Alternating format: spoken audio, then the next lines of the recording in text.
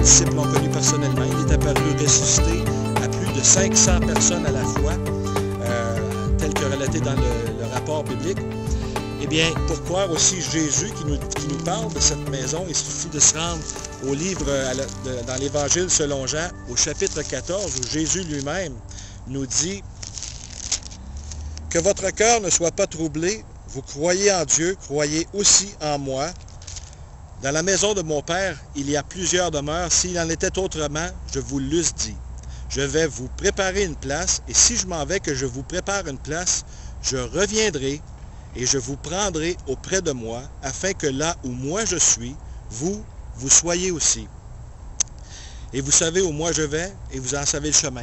Et comme Jésus dira plus tard, je suis le chemin, la vérité et la vie, en Jean 14, 6. Il prend le temps dans Jean 14, versets 1 à 3, de nous dire à au moins 7 reprises le mot « vous ». C'est-à-dire que Jésus porte ses regards sur vous. Il ne souhaite que personne ne périsse, mais que tous viennent à la repentance. Eh bien, le cri du cœur que je lance à la francophonie, à tous mes frères et sœurs chrétiens qui écoutent en ce moment, c'est j'espère que vous avez ce poids sur le cœur, cet amour de ceux qui se perdent dans ce monde, afin d'aller de l'avant et faire la grande commission qui nous a été laissée en Matthieu 28, versets 19 et 20.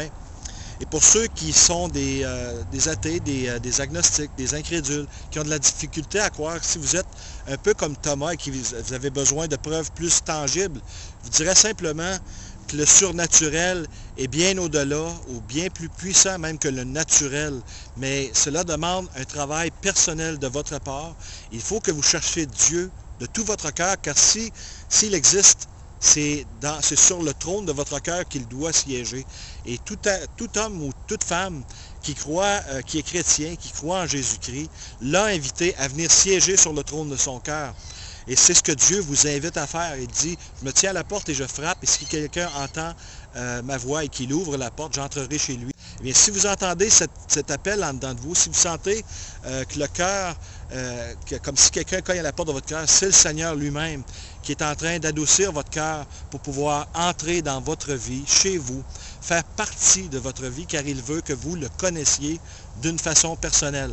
Il est plus que temps d'appeler le Seigneur Jésus, plus qu'à toute autre époque dans l'histoire humaine.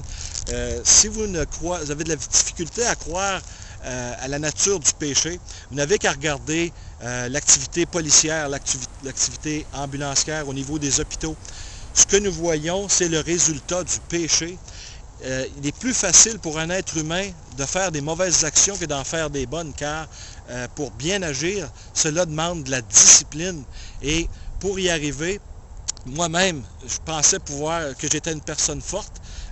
Tout au long de ma vie, je me fiais sur mes forces, je me fiais sur ce que j'avais appris dans ma famille, par fierté et par orgueil. Mais le Seigneur Jésus, lui, nous demande de marcher d'une toute autre façon, c'est-à-dire humblement devant notre Dieu, qui nous a mis ici, car nous ne sommes pas des animaux pensants, nous sommes des êtres créés à l'image d'un Dieu bon, d'un Dieu saint, qui pardonne l'offense si nous nous dépêchons de lui confesser nos offenses, nos péchés.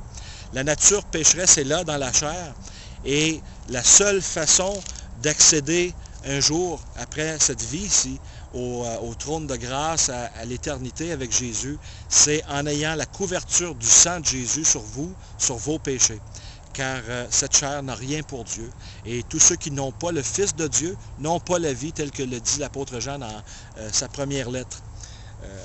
Eh bien, c'est l'encouragement que je vous lance aujourd'hui. Ceux qui ne connaissent pas encore Jésus-Christ, vous êtes probablement cette personne que l'on recherche avec beaucoup d'instance, parce que, oui, il y en a qui ont de la misère à dire, parce qu'ils s'attachent à la terre ici, ils ont de la misère à s'imaginer qu'il y a de quoi qui nous attend de l'autre côté, qui est meilleur.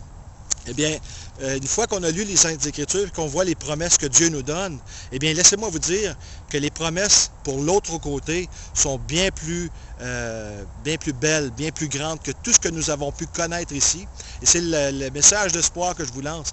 Demandez aujourd'hui à Jésus de venir habiter dans votre cœur. Et s'il y en a quelqu'un qui veut prier avec moi, je les invite à répéter. Seigneur Jésus, je me rends compte que je suis un pécheur, que tu es le Sauveur et que toi seul peux me sauver. Et je t'invite dans mon cœur aujourd'hui, Seigneur, à devenir maître de ma vie. Aide-moi à marcher en ta présence et à faire ta volonté. Baptise-moi de ton Esprit Saint, Seigneur, et donne-moi la vie éternelle en ta présence. Au nom de Jésus-Christ. Amen. Eh bien, chers amis, si vous avez fait cette prière d'un cœur sincère, je vous dis, bienvenue dans la famille de Dieu. Vous êtes maintenant mon frère et ma sœur en Jésus-Christ. Et le Seigneur vous tiendra la main jusqu'à temps qu'il vienne nous chercher. À la prochaine.